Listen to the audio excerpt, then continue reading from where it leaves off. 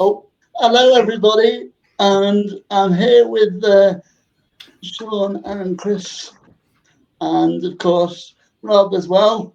Hello there, Sean. Alright, let me get more light on it. There, light. Yeah, Hey! I'm in. and for everyone that doesn't know, this is the Blood Brothers podcast, people, uh, and I've been doing nothing but listen to you guys for 3 days straight, so I've got a lot to ask I'm you. terribly sorry. That's fine. That's fine. One of the weirdest things is how many times Rob's laughed. So the first thing, I can't. It's not, as you just seen. There's no filter on it. I mean, I know. I can't. Like I perhaps I should do like a stupid chuckler. I can't. I've just got to go honest, man. I just got to go honest. the I first think thing that's I'll our be You asking sound him, like USP. a chimp. Don't do that. yeah. So how is it when it comes to editing his laugh then? You know what? I've given up. I just let it roll. Everybody loves it so much, and it seems to cheer up the world.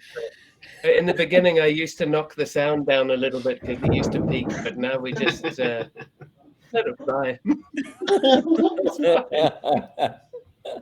So you, you, Sorry, Rob. you and Sean and Chris are both involved with Red Dog. So what? Um, how did you meet Rob? Well, I heard there was an up and coming author about to release his debut in Stockport, near where I was based. I'm based in Warrington.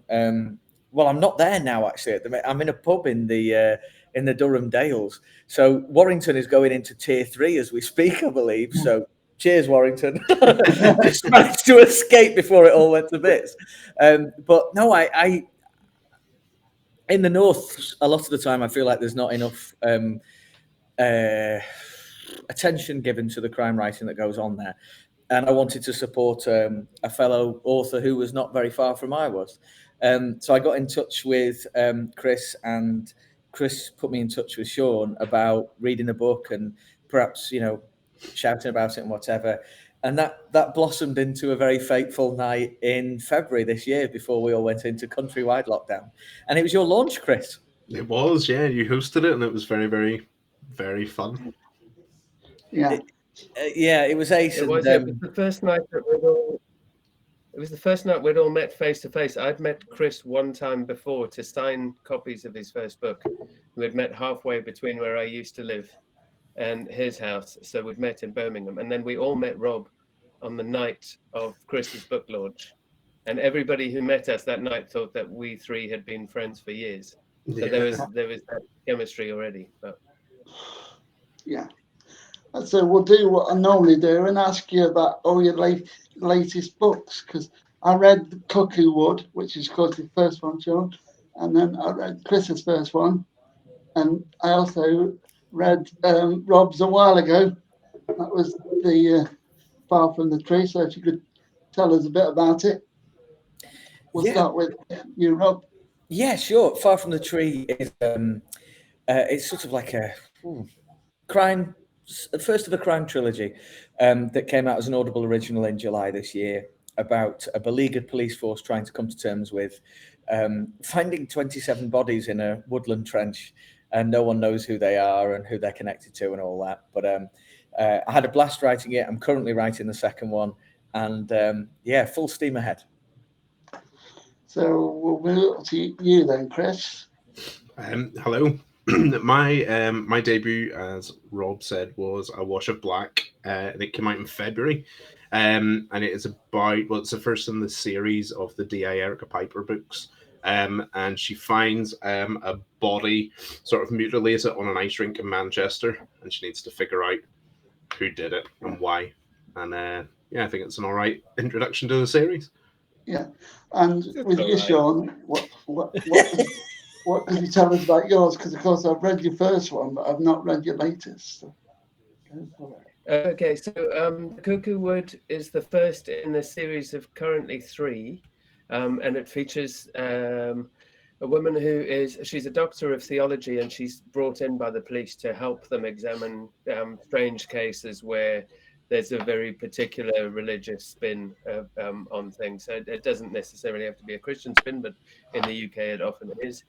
And it's where religion or faith is being used to bad end, to either corrupt or defraud or manipulate people. And in each of the three, so in the first one, it's a case of a series of teenage suicides, who all, the only commonality between them is that they all believe they've seen an angel in the weeks before their death, and that ties in with an old bit of folklore from the village they're in. And in the second one, it's all about faith healing and a faith healer who may or may not be being led by their family and peers to be corrupt. And in the third, it's about somebody who's taken an alternative gospel and taken that right out to the nth into a bloodbath back in Penrith. Our first question is based on week 1, and I'll ask you about where would you bury a body if you asked. This ended up with talking about Peppa Pig in the back of a car or something. I think it did, yeah. We've learned a lot since then. Without thinking that's where the body goes. 3 micro pigs the other day and thought, well, it could only be a small body. I mean, they can't eat a lot, can they? I don't know whether I don't know, because it depends whether you want them to be found ever again. And if you do want them to be found ever again, there's loads of places that you could put them. But not found ever again is hard. It's really hard to do that. Like, there's so difficult to completely disintegrate someone to pieces. Pig's digestion is probably the best way to go about it that I've heard. Or lye. I think putting them in a thing and then putting lye on top of that. I followed a truck the other day that was liquid lye, and I thought, oh, you could drop one in the back of there and it would probably dissolve in a little while. It's probably not the thing you should be thinking when you're driving up the A6, but you know what? The life of a crime writer. Yeah, you got me thinking about the serial killer in the 30s now. Yeah. You've got a thing about serial killers though, Rob. Why is that? Me, a thing about serial killers. You did that for Northern Crime Syndicate. I think that was your round. Yeah, I did. Yeah, it was. Your memory's amazing, Alex. I think I mean they all get like names given to them by the press, don't they? And that seems to me be the moment where the legend is born, about certain serial killers and stuff like that. But there's something that about someone whose literal purpose to being on this planet is to kill other people who happen to be on this planet is quite fascinating in the darkest of ways. And it's endless sort of fodder for, drama, TV shows, books, movies, you name it. So, I think there's a reason why the serial killer and the serial killer psyche is so interesting to us. Is that why it appealed to you then, Chris, when you were doing Watch It Black? Say that again, sorry? Is that why it appealed to you when you were doing Watch It Black? Yeah, I think it's interesting what Rob said about the psyche of it, because that's very much it. I mean, you can do like the sort of grotesque deaths and whatnot, but I think there has to be such a clever thing behind it. And I'm not saying my book managed that, but I think getting into that someone's head and like why do you think you're so important that you can take someone else's life? That's the sort of thing that really always appealed to me when I was it makes me sound like an absolute psychopath, but the thing that made me sort of interested in it in the first place. So getting into their head, I think, is really, really an interesting thing. Yeah. So definitely, I mean, like in the third Alex Ripley, so on Stony Ground, which is the one that's most recently out of that series of the Doctor of Theology. She's face to face with the serial killer, but his justification for his killings is rooted in his belief in something else, and he feels he's absolutely vindicated in killing the most innocent in order to prove to everybody else that the God they believe in is the wrong God. And you're like, wow. It's crazy. what is fuels crazy. serial killer is quite a weird Yeah. weird thing to start sort of weaving together when you're writing it. But Yeah. yeah, I love it. What's the difference between writing and being the publisher, though, Sean? Oh, well, being the publisher, you don't get any time to bloody write is the difference. I've watched many of the deadlines sail past. Unfortunately, when the publisher goes, "Where's your bloody book?" you go, "Oh, somewhere in the queue behind all the 1,700 others." Yeah. It's an interesting one, isn't it? Because in the publisher thing, you sort of have what you love to read and what you would be happy to champion, what you would love to have written yourself. All of those things are sort of part of your publisher mold, and then you sort of sit there critically going, I wouldn't have written it like that. But to not try and change another author's voice into your own voice is quite a challenge, and that's where we use other editors and proofreaders and copy editors and development editors just to make sure I don't create hundreds of mini me's from the debut authors submitting. And I think it taps into a different thing, because when you're doing the publishing side of it, you don't do any escapism and you don't do any creation Yeah. in the same way as when you're writing. You create a world from scratch, and these characters get inside your heads and in your head. And when you're publishing and you're reading and rereading, and so Steve Gould's book, Say Goodbye When I'm Gone, that's just come out now, I will have read that about 7 to 10 times in detail, going through every little bit, and every single time you read it, it gets better and better. And there's something very special about that, because when you're writing and editing your own work, every time you read it, you're just like, oh, I can't believe I wrote this. This is terrible. Nobody's ever going to want to read this. So, Yeah. there's a difference. So then, It's Chris, hard. yeah. Oh, yeah. Sorry, Sean. Yeah. Carry on. What is it like working with your publisher then, Chris? Is it weird? It's dreadful. That's a very direct question, isn't it, that, Alex? You've got them both on the same feed here, man. Don't make me do my teacher finger. I'm gonna give the answer that doesn't get me in trouble here, and then I'll text you later. The answer that I wrote to you earlier. No, it's class. When I was sort of submitting, I didn't submit to that many people, and Sean showed a lot of passion for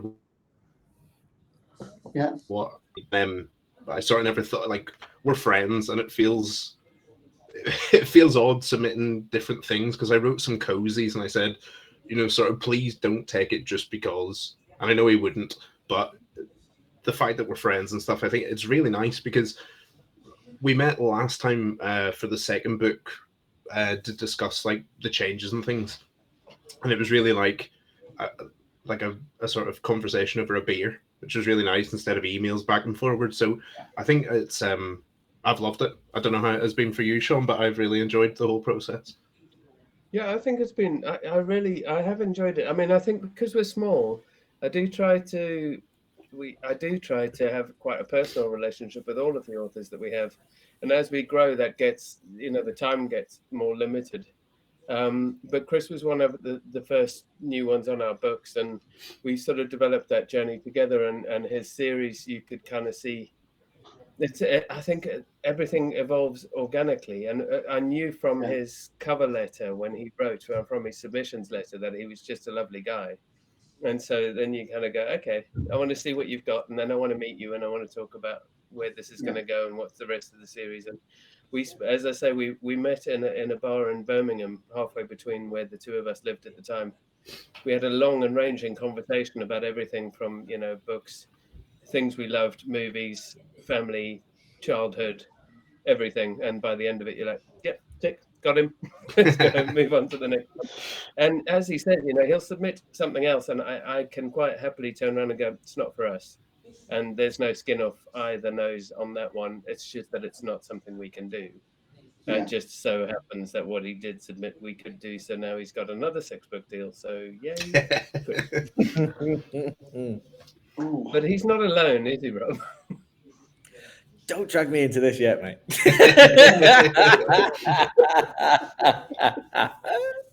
Rob keeps submitting me his children's books. It's just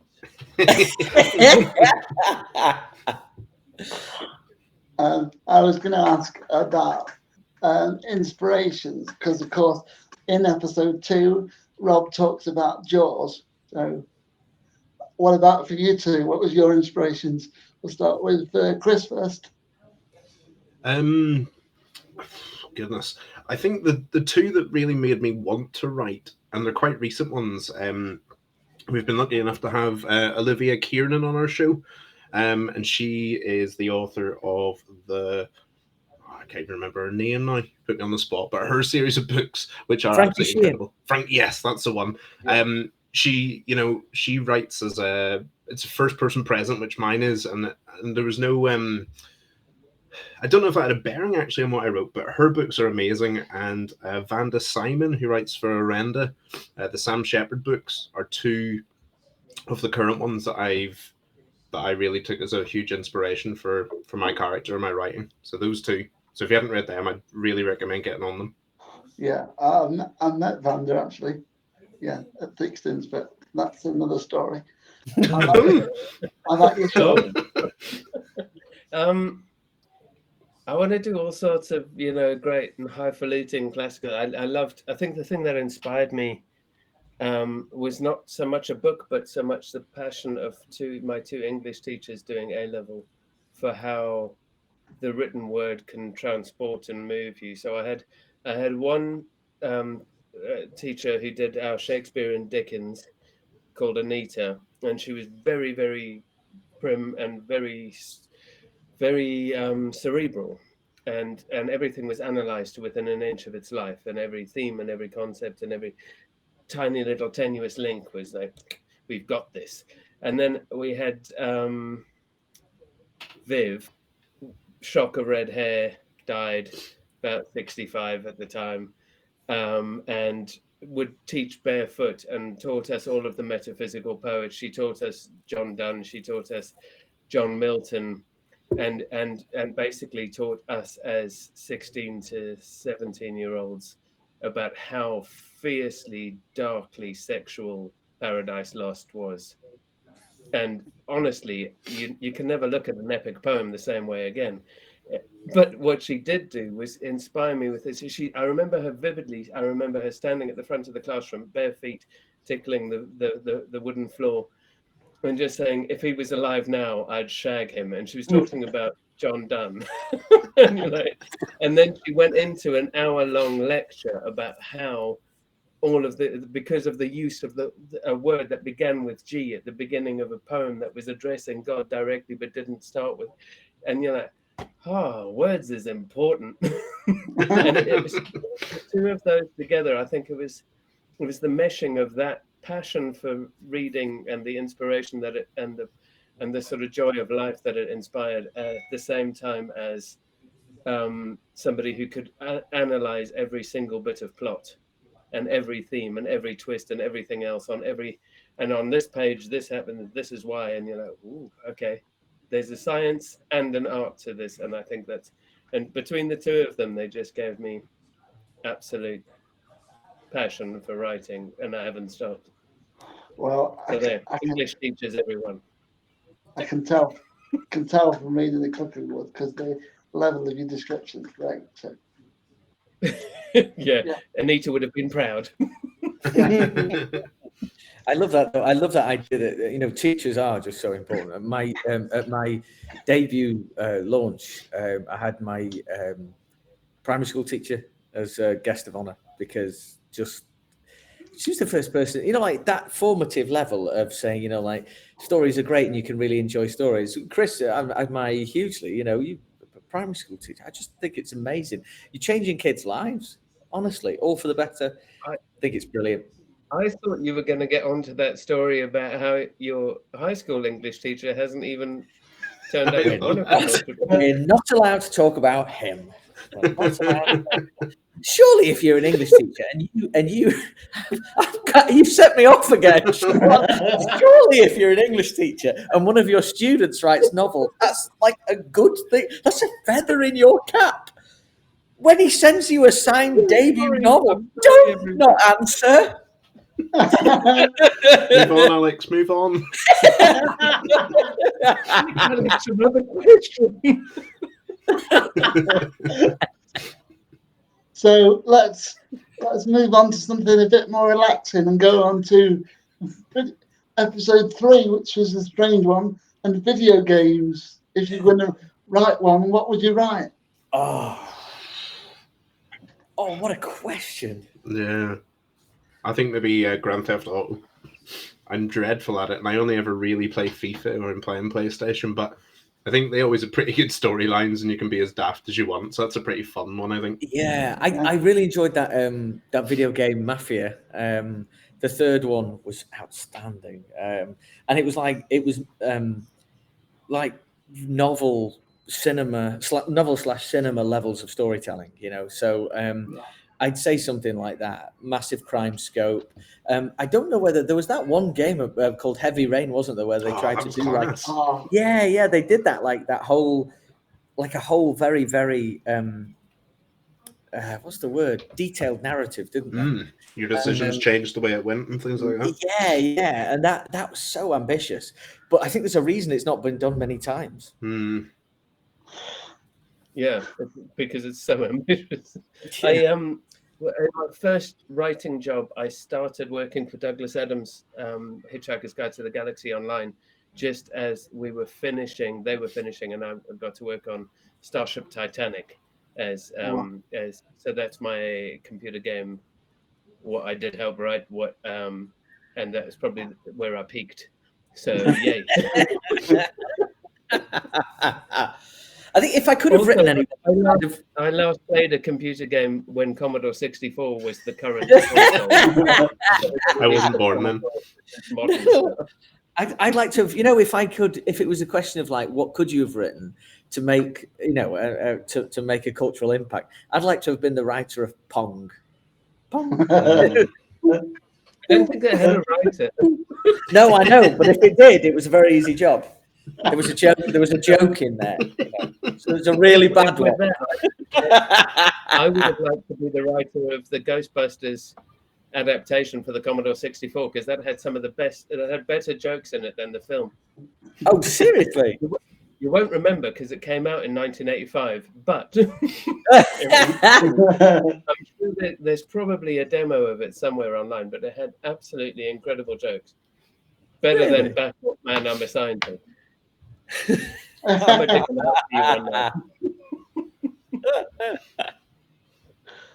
Yeah, going back to more awkward questions, what do you guys do for love interest when you're doing novels? Because that was something that came up in one of the episodes.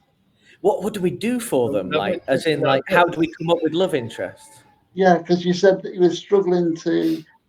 I think someone said that I think it was a Bracken series. You weren't happy with love interest or something. It's just I don't like the idea. Like every movie at one stage definitely had. They got together in the end, and they did. Sorry, that was me signaling for a beer. Sorry. Sorry. But they. Yeah, I think because life doesn't have a neat little bow. It doesn't just tie up that they get together in the end, or the guy gets the girl, or the girl gets the guy, or the guy gets the guy, or whatever. That conversation came up because we were interviewing somebody who talked about everybody had criticized the book, saying I thought they were going to get together, and I said I also had that in the first Cuckoowood, in the Cuckoowood where they were all like, I thought she was going to get together with the detective, and you're like, her husband's missing in action. That's a huge part of the plot. Yes, she's kind of busy. She's only in the town for 3 days. She's busy with this case. Teenage girls are dying. I mean, he did cook a nice stew, but that doesn't mean they're going to do it's so right though. I think it's too easy just to say, "Oh, right, they get together." I think there's far more drama in you having to ask that question, like, "Oh, will they get together?" Or like leaving any unanswered questions or anything like that. I think I don't want to give any spoilers away for people in the Ben Bracken books, but he was, by the time you meet him in the first Ben Bracken book, he's been celibate for a decade. And I quite like doing things. I know. I quite like doing things with these tropes that, like not every solo hard dude in a book has to be a womanizer or anything like that. They don't Somebody have to needed be like to that. cook him a stew in that first episode. It would have been. I think he would have made a mess of himself if that happened, actually. No, I don't want to do any spoilers, but in the third Alex Ripley, he cooks her a stew again. Oh. Just saying. Oh. Well. Sorry, I'm so rubbish. Chris, what about you? How do you do it? Go about this. She sort of got someone quite, not regularly, but just a partner the whole way through in mind. And I find it's quite nice just to have, because there's a lot of them that have like partners and then it's like, oh, they're fighting or whatever, but I think it's quite nice just to have a nice relationship when there's other things to focus on. In the third one, I think there's a bit more strife between the two of them, but spoiler alert. Spoiler You haven't alert. read the second yet? Yeah, that's Spoiler. true. I know. Fine in the second. Why don't you have a pounds out in the second before you start telling them about it? Yeah, that's true. This is why we should never do live stuff. It was me worrying about how many books I'd spoil tonight. Not you, Chris. Let alone spoiling your own. Theories by giving them away. Minor part, though. Move on. I think we'll have a bit of light relief after that one. I think we're going to go for Chris has set us up with a 1-star superstar special. So I have. So for the people that don't know, we do a thing called 1-star superstar, where I find a 1-star review that is not very flattering, and you have to guess what it is. So, people in the comments, is it, or are you just going to guess? We'll just guess. I hadn't lined up what prize I might give, so but if people can get us a guess in the comments before we do, go for it. So yeah. You've talked yourself up a bit here as well, haven't you, Alex? If someone gets it in the comments before we do, can I say I'll throw in a free copy of Far From the Tree on Audible? Whoa! Nice one. Whoa! Nice. Hey. Right, are we ready? Yeah. Let me clear my throat. Right. If the author had been new to me, and I'm going to try, I might have been kinder with my scoring. However, having greatly enjoyed the other legal novels, I had been looking forward to his latest book. With a cover design very similar to the others, my expectations were high. Well, now they have truly plummeted. In a sentence, this book is all plot and no substance. I appreciate that a storyline based on shocking twists sounds like a good idea, but it isn't. For a start, with such a main concept, an author can't afford to give many honest descriptions of his characters' feelings and emotions. The main players therefore lack dimension, and it is impossible for the reader to build empathy, an essential ingredient for the real enjoyment of a book. I don't like giving... Do you know? I've got it already, yeah. You've got it already? Yeah, I think it's Steve Cannon's 50-50. So do I. It's not. It's not. Shit all. Is it Steve Kavanagh? Shall I finish the... Yeah. Okay, I don't like giving bad reviews, but it was unnecessary this time, if only to save others from the disappointment that I felt. My reviews of the author's earlier novels have been glowing, by the way. Please, Mr. Stick to what you know. I'm still thinking it's Kavanagh. Yes. Excellent. Which The one? Liar. The Liar. 13. It's got to be 13, then, isn't it? Yeah. Oh no. Oh, it's got to be. Not the liar. Not It's got to be the standalone, then, hasn't it? It's the standalone one. It is. Twisted. Twisted, that's the Okay. one. Ah. Well done. But that's amazing because I've not read it. Hey! It has got very good other reviews. There were very little one-star reviews for it. It's not what you're looking for.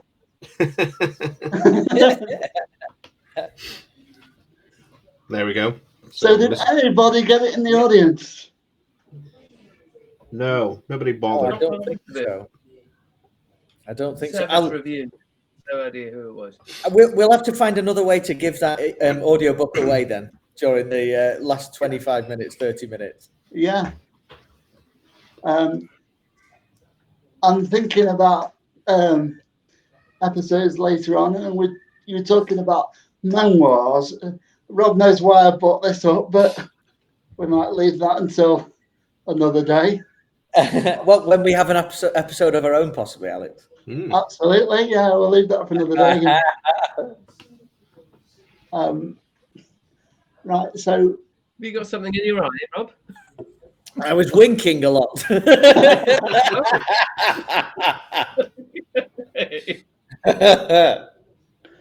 So I'm thinking about memoirs I'm trying to think who it was now because I went through that many. Louise Beach. Louise Beach, that was it.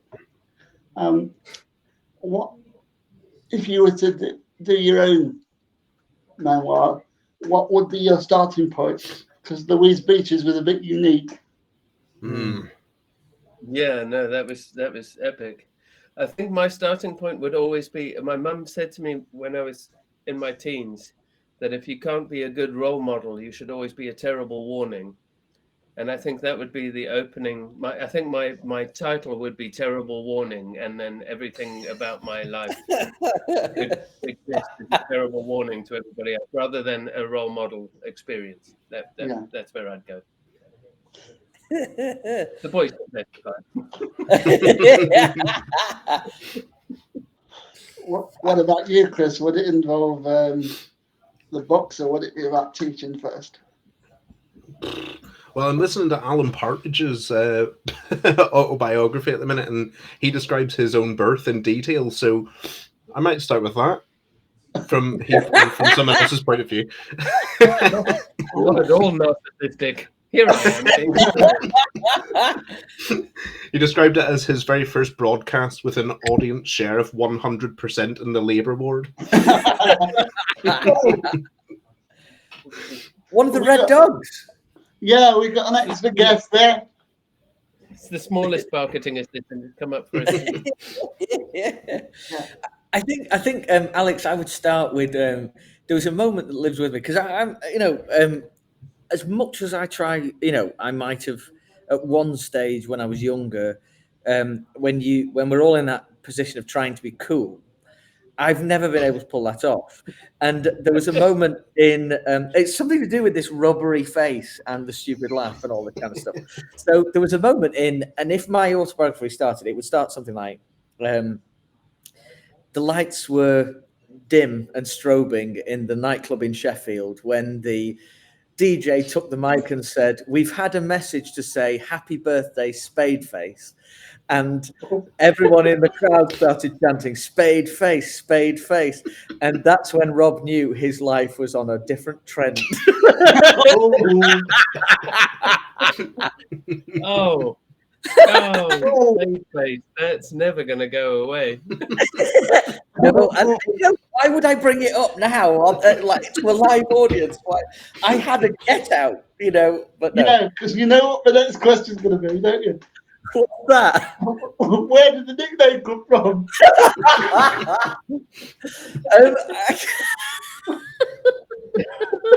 I think the very nature of my face is quite rubbery. It really is. It's just sort of like a mass, a gelatinous mass you can move around.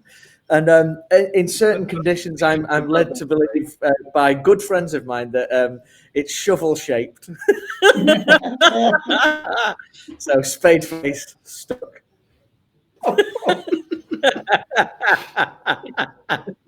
Chris, what was your nickname at school? Mine? Yeah. I don't want to go there. Oh, come on. My friend Colin called me Muff Okay. for no reason. I don't know No why. wonder you didn't want to go there. He's my ex-best friend. Did you do scuba diving by any chance? Or I have no idea. diving? I have no idea. Sorry, I just wanted to know. I'll have to ask him. There must be a reason, but I don't know why. What episode's next, Alex? We're going to go for a book club favourite, Mike Craven, because of course he won the Gold Dagger. Yes. Ooh, yeah. If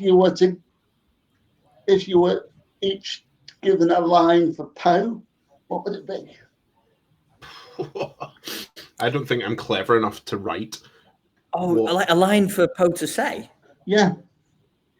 Oh God.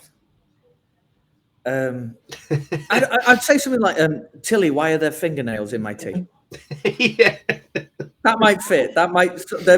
Knowing Tilly, she would concoct a scenario that would, make happen. I would have gone to tell you why are there toenails in the bath, but these are, It could be, Mike, if you're listening, this could be a running theme in your next one, whichever one you're writing. Like, if you need dialogue, we're always here. Yeah. Here for the beer. Well, Mike is watching, apparently. I'm seeing down here. Mike is watching. Sorry. Mike, if you need some terrible dialogue choices, you boys are right. Script writers are waiting. Bathroom, toenails, fingernails. We've got it.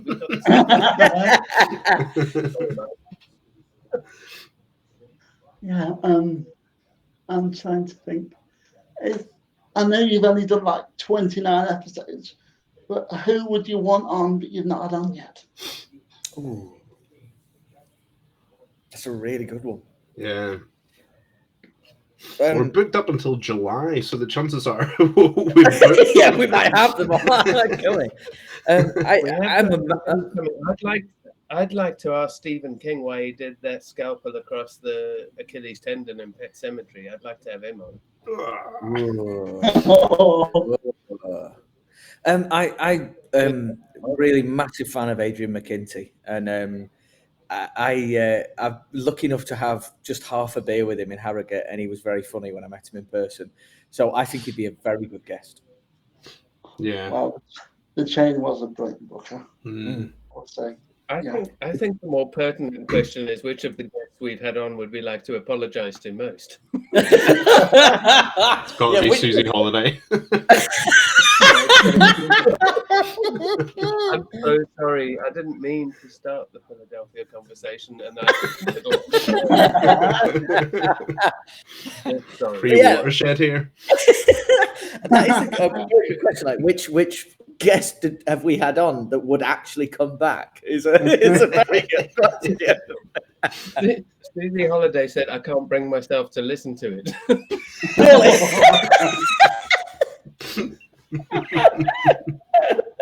It's nice to see three men taking pride in their work, isn't it?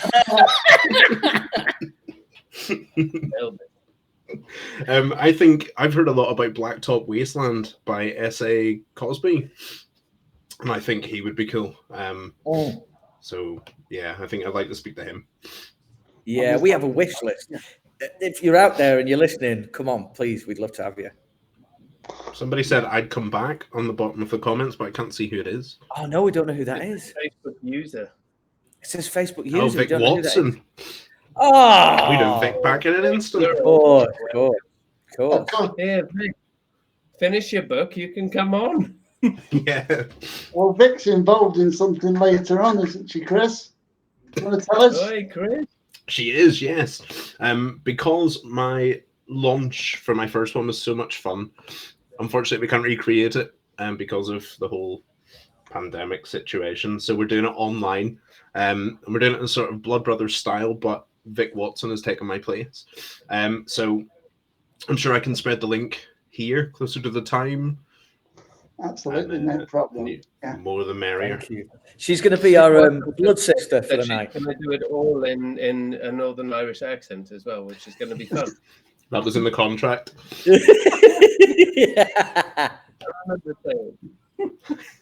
And she won't say Yeti at all. I still need to know how that goes. Yeah. It's Yeah. Yeti. Yeah. I don't know. It's Yeti. going to be Yeti. Yeti. I don't know. I'm South African. Why am I doing it? Hoy me that Yeti over here. Hoy me a Yeti. Why is that Yeti over here? See, there you go. We got it. Oh, that's hilarious. Oh, yeah. Sorry, Vic. She says she's been trying out Northern Irish, which is nice to know. Yeah, she'll be talking about Purcell Automatic before you know it. Rob, be careful. Don't spit your drink. It shouldn't be funny while I'm drinking it. He doesn't not believe so. What to pursue it now?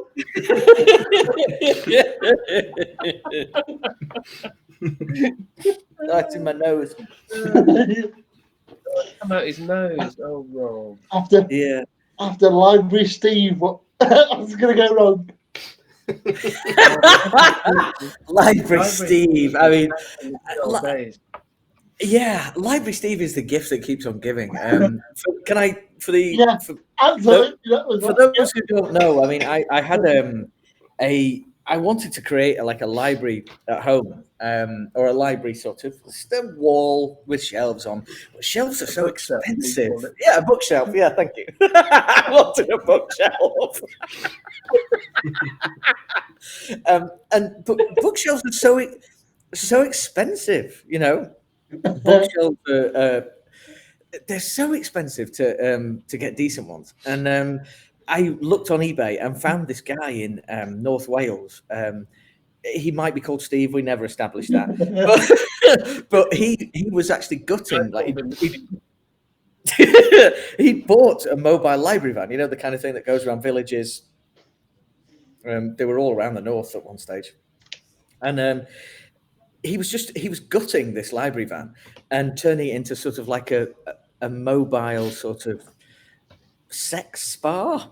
He just I went and saw it. He said, "Do you want to see what I'm doing with it?" Like, okay, you know. I went to he'd installed a sauna and a jacuzzi in this, in the back of this mobile library van, and all the shelving was just lying on the floor. So I bought all the shelving off him. But the problem with the shelving is because it was supposed to be in a moving vehicle, it's all on a slant so that when you go around the corner, it doesn't tip out. So I have slanted bookshelves in my living room, courtesy of Library Steve, who invented a backstory for him, obviously. And what I want to know is, was the hot tub filled when he was driving around, and if so, was it on slanted sides? Because that water's going to go far quicker than books. I don't. Physics was not my field at school, but I'm pretty sure that water travels faster than books when going round a roundabout on the A36. When we're talking about the refurb level of what was going on in here, I mean, it was better than I could do on my own, but it wasn't, commercial standard. It was a little bit haphazard, and I'm not sure water level was something that was, from what I saw, ever taken into account. Now, because here's the question, in another story that I'm bringing it back to crime. In another story that I've been researching, did he keep library on the side of the van to entice people into the back of the van and then drive away and dissolve their bodies in what you thought was a hot tub, but was actually an acid bath? Oh, just asking. I don't see why not. Seriously, I mean, regarding his motivation. Who turns out to be a sweet old man with good intentions. Yeah. Well, he tried. He wanted to do a hydrotherapy bath for old ladies in the local town.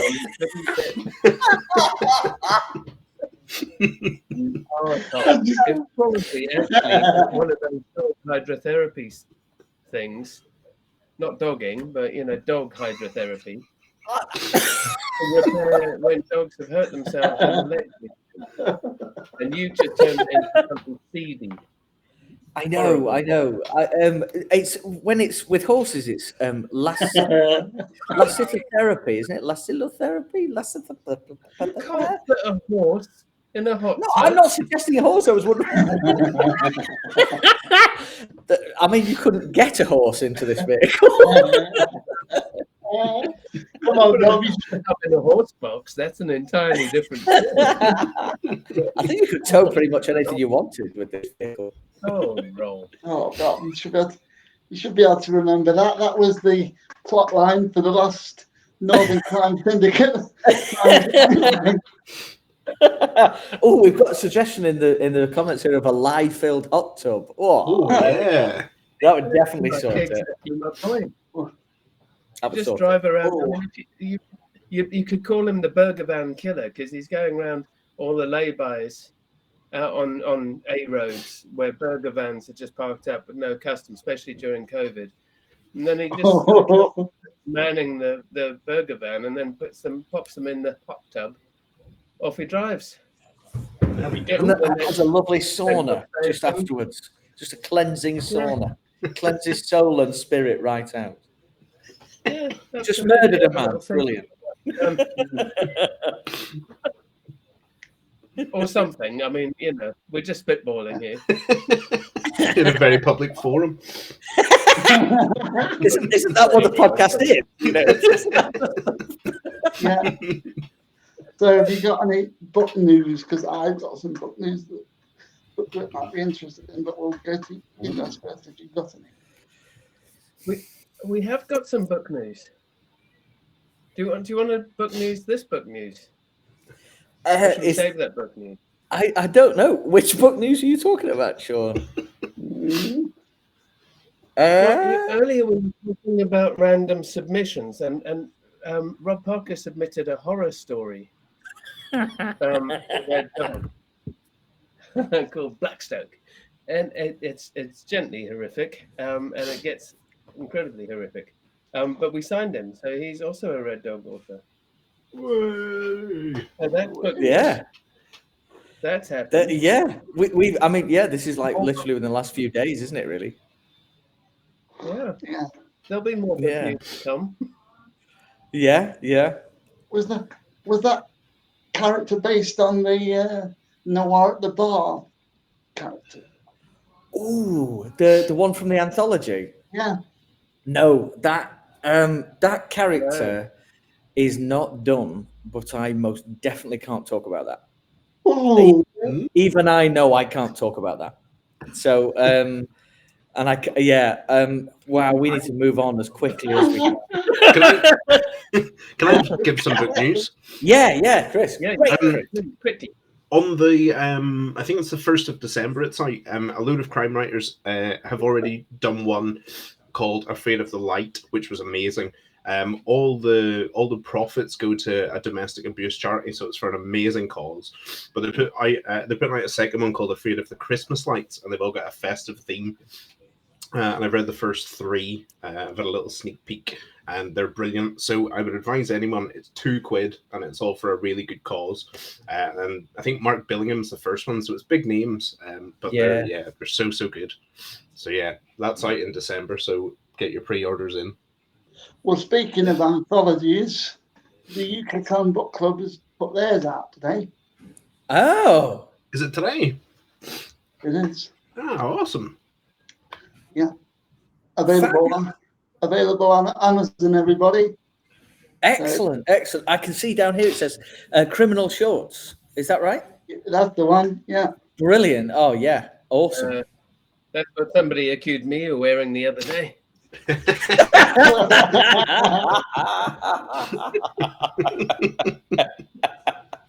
They were quite bright.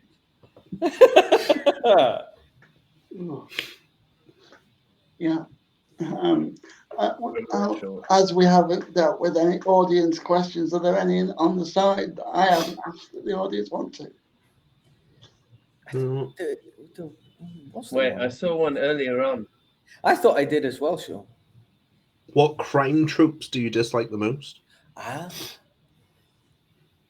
Well, the everyone has to get together romantically. They're not necessarily crime tropes, just but any kind of story trope that it just like absolutely has to happen. That they have to get together, and there has to be a romance angle. I mean, my agent gave me all sorts of. My agent at the time, I should say, gave me all sorts of grief about. We need some romance in this. We need, we need something like. And I resisted for 3 whole books until I eventually allowed it to happen. And even then, I didn't want it to be simple. The sort of candlelit love moments that you see in movies just aren't real life. They're just not. So, that.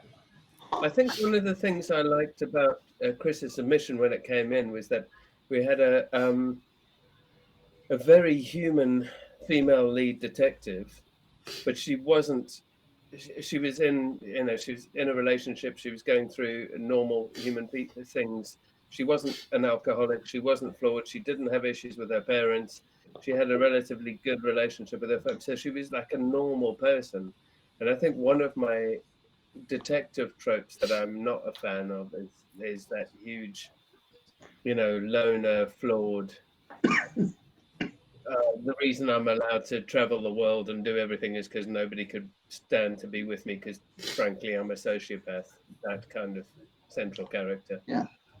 That doesn't right, but Yeah. Yeah, I although sort I of did create one of those books. Whoops. When I was writing it, that was one of my big things. Like I didn't want to fall into like making it like that. Like I don't mind alcoholic people or like detectives or whatever, but I think I just wanted to try and do something that wasn't done to death almost, if you know what I mean. Oh, Yeah. the figure out there, Rob. No, it's Sean's little face. Because what I forgot why we were doing this was that people can see us this time. Like usually when we do Blood Brothers, no one can see us. So when I do little points like that kind of stuff, I forgot we were being viewed. You weren't pointing at me when Chris said I don't mind alcoholics, were you? It was you who gave a little face there, Sean. As he's thumbing for another pint. We've got. It was more about my conversation with Chris in that bar in Birmingham that I was like, yeah, the alcoholic. Anyway, it's an entirely separate world. We've got a question here asking what other events we have planned. I mean, obviously we've got Chris, your launch event for Whispers in the Dark is going to be mega. Really excited. So it's on the 14th. Yeah, I can only speak for myself. That on Thursday, the Northern Crime Syndicate are celebrating the launch of 2 books from their members. We've got Trevor Wood's One Way Street, fresh off the back of his Dagger win last week. Yeah. And Chris McGeorge's Inside Out, which is absolutely brilliant. They're both absolutely great. So 7:30 this week, you can, on the Northern Crime Syndicate Facebook page, you can sign up there. We have a very special celebrity guest joining us that night. So I'm not allowed to say anything. I'm not allowed to talk about it, so you can imagine for me this is very hard not to spill. But no, I'm actually nervous because I'm hosting it and I'm nervous of introducing this person. So yeah, it's going to be amazing. Yeah, look forward to that. Well, you've read my mind because Trevor Wood is on next Monday talking about the book itself. Oh, well, good timing, man. Good time. We had him on the podcast this week. I mean, you got good timing with him being on next week after the Dagger win, man. Yeah, because it's really, really unique because it's one of the only ones that's on audiobook first before it's out in paper. Yeah, it's worked out well. Yeah, Yeah. following the model of the first one. So audiobook and ebook, and then paper comes later. Yeah, That's good. it is good. It's working. If Chris's was to come out on audio later, who would you have narrating it then, Chris? That's a great question. Definitely not myself. Go on, you will.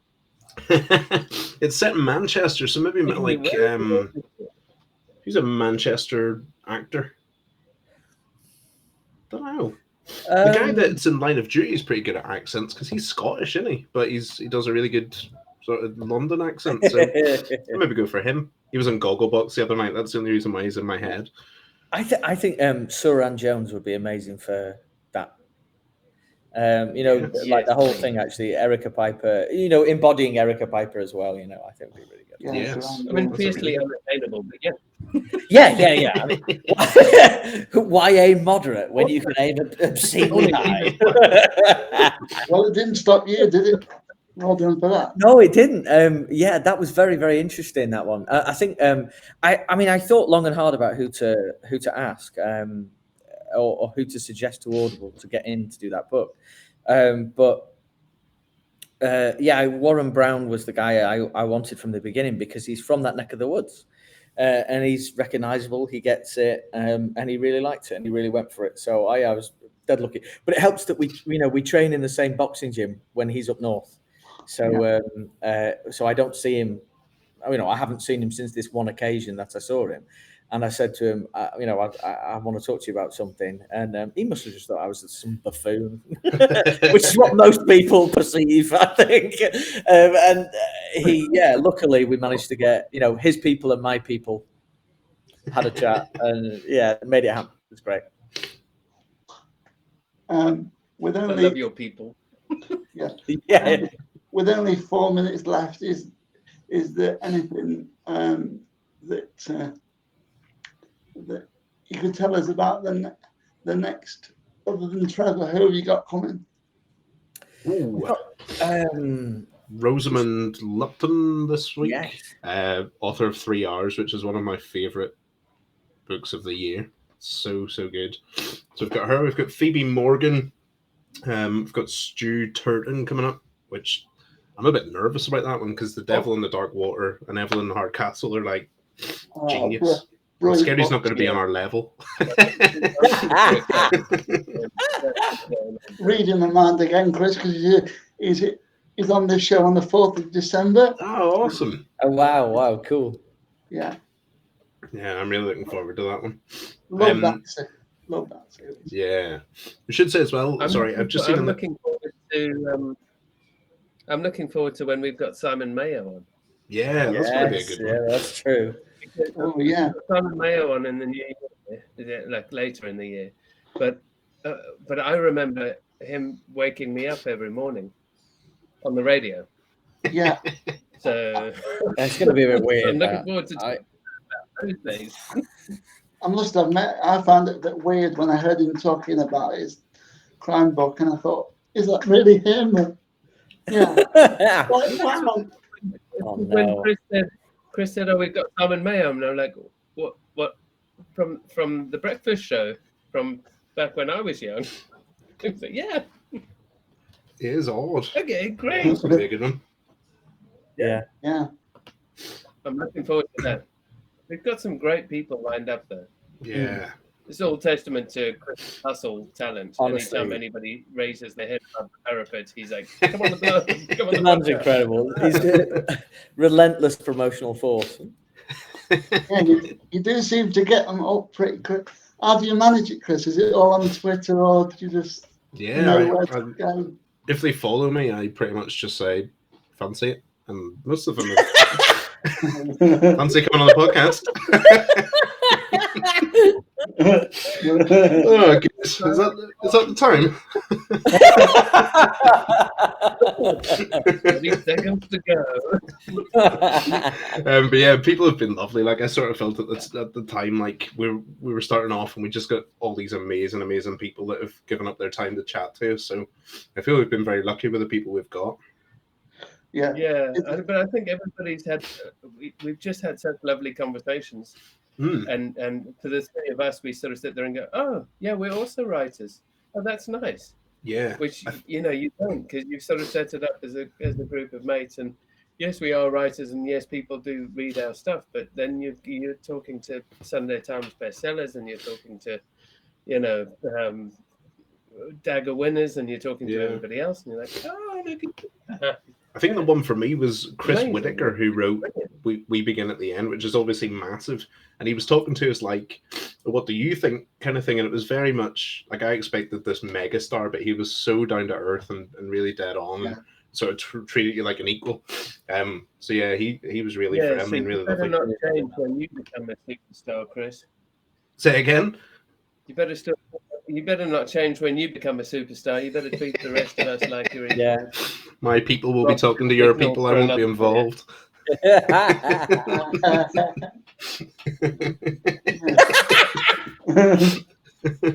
And according to my clock, it is 8 o'clock. So I'm going to say bye to everybody, and we'll be off in a few seconds, I'm sure. Thank you. Thanks for everything. Thank you. Thank you so much, guys.